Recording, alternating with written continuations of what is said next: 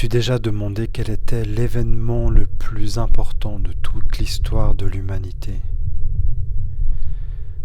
Peut-être la naissance de Jésus, l'apparition des théories freudiennes, la découverte de l'Amérique, l'invention de la pizza, l'apparition des baskets,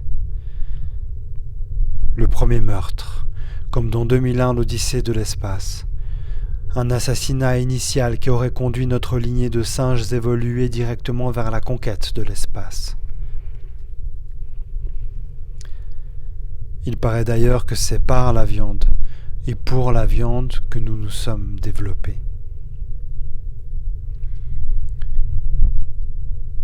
T'es-tu déjà demandé qui tu aurais été si tu étais né quelques minutes plus tôt, quelques instants plus tard? J'aurais dû poser cette question sur les réseaux sociaux. Les personnes réagissent aux sollicitations comme si on s'intéressait réellement à leur avis, comme si le détournement de leurs expériences du quotidien en un récit électronique conférait à ceux-ci un quelconque intérêt supplémentaire.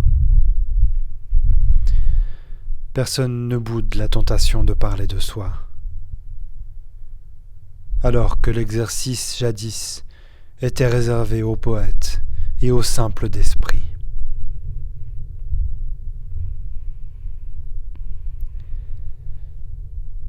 Imagine-toi venir au monde avec quelques heures de décalage, ou quelques jours, ou dans un autre hôpital, une autre ville, un autre continent. À partir de quel moment cesserais-tu d'être toi ?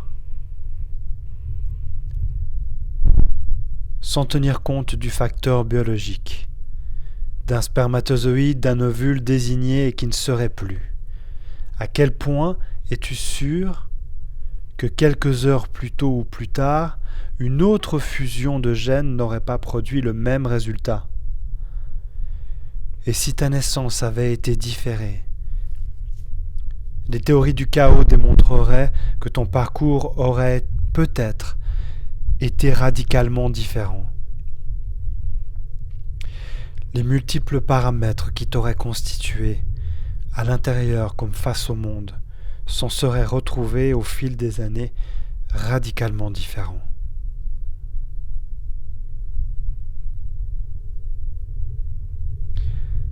T'es-tu déjà dit que l'instant le plus important de toute l'histoire de l'humanité était ta propre naissance? C'est là qu'est née ta conscience. C'est là qu'est née toute l'immensité. Alors pourquoi ne pas jouer l'égotisme jusqu'au bout, se dire que l'univers n'existe pas en dehors de ta perception? Qui pour te prouver qu'une fois mort, tout sera encore en place?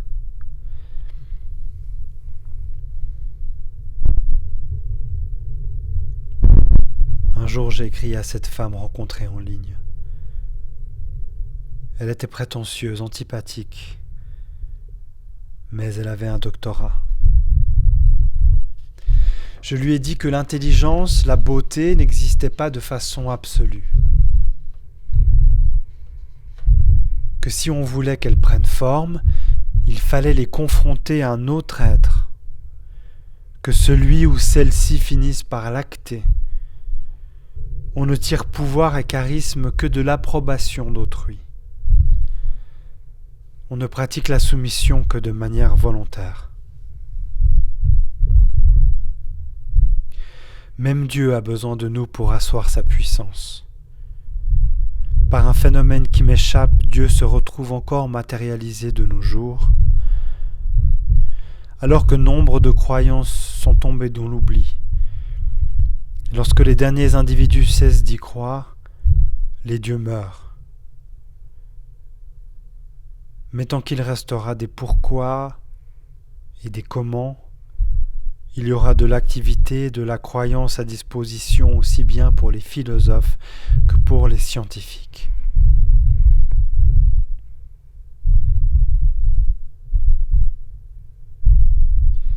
Dans les théories du chaos, il existe 5 types d'attracteurs. Périodiques, quasi-périodiques, étrange, spatial, ponctuel. Les attracteurs sont comme des aimants autour desquels finit par graviter une représentation du chaos. En 2 ou 3 dimensions, peut-être plus, une forme naît de l'inexactitude. Depuis que je sais cela, je ne me risque plus à parler de hasard. Le chaos, disent les maîtres en la matière, n'est que le nom donné à des phénomènes qui comportent tant de variables qu'il nous est impossible de les prévoir.